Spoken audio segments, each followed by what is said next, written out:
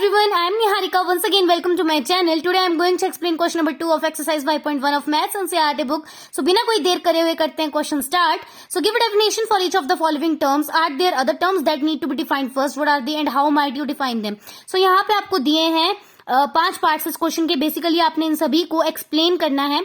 और अगर आप एक्सप्लेनेशन दे रहे हो और उसमें ऐसे कुछ वर्ड्स आते हैं जिनके एक्सप्लेनेशन देने की जरूरत है तो उन्हें भी आपने एक्सप्लेन जरूर करना है. So let's get started.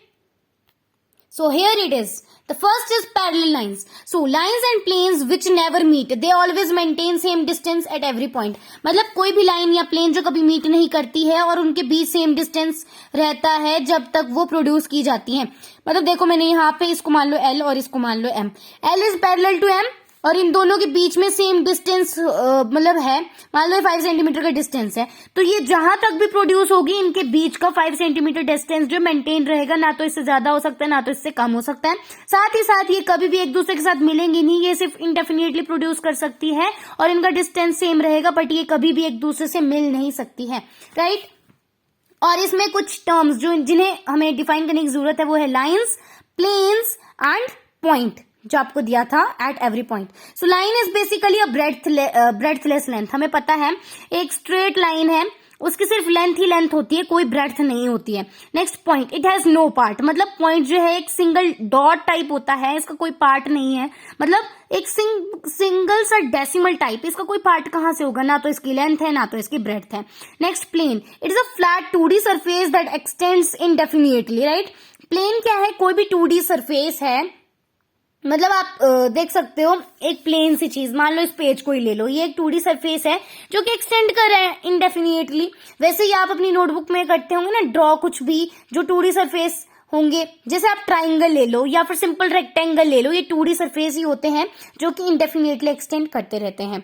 Next perpendicular line. So a line meeting another line at a right angle is said to be perpendicular line. So basically आपने काफी ज्यादा लाइंस ड्रॉ की होगी तो वहां पे एक ऐसी लाइन जरूर आती है जिसमें एक लाइन ऐसी जरूर आती है जिसमें एक इस तरीके की बार होती है.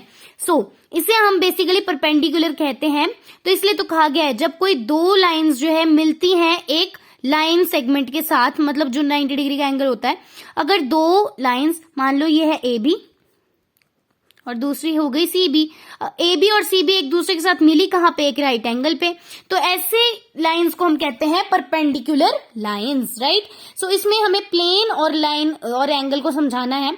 तो लाइन का तो यही हो जाएगा, it is a breadthless length. Plane का क्या हो जाएगा? It is a flat 2 dimensional surface that extends indefinitely. ये भी मैंने आपको समझा दिया था. And the third one is angle. मतलब 2 lines diverging from a single point forms an angle. जब एक पॉइंट से 2 लाइंस डाइवर्ज करती है, राइट, तो उससे एक एंगल फॉर्म होता है. आप यहां देख सकते हो मैंने यहां 15 डिग्री का एंगल फॉर्म किया एक पॉइंट से 2 लाइंस जब डाइवर्ज हुई. राइट. नेक्स्ट लाइन सेगमेंट्स आपने करनी है describe. So a line with 2 and point.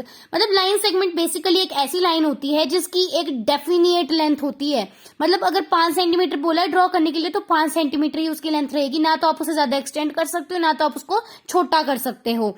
इसमें आपने समझाना था लाइन को और पॉइंट को. तो लाइन की डेफिनेशन हो जाएगी it is a breadthless length and point का इट हैज नो पार्ट. मतलब उसकी ना तो लेंथ है ना तो उसकी ब्रेड्थ है. नेक्स्ट आ जाता है D part, radius of a circle. मतलब आपने सर्कल के रेडियस को डिफाइन करना है.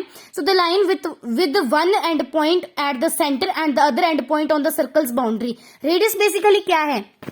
मतलब एक सर्कल के सेंटर में होता है एक पॉइंट और एक उसकी बाउंड्री पे होता है पॉइंट. जो लाइन इन दोनों पॉइंट्स को टच करती है उसी को हम रेडियस कहते हैं. तो इसमें आपने क्या समझाना है? इसमें आपने लाइन को समझाना है, इसमें आपने पॉइंट को समझाना है, इसमें आपने सर्कल को समझाना है. तो पहले हम सर्कल को समझ लेते हैं. Plane circular loop with a centre.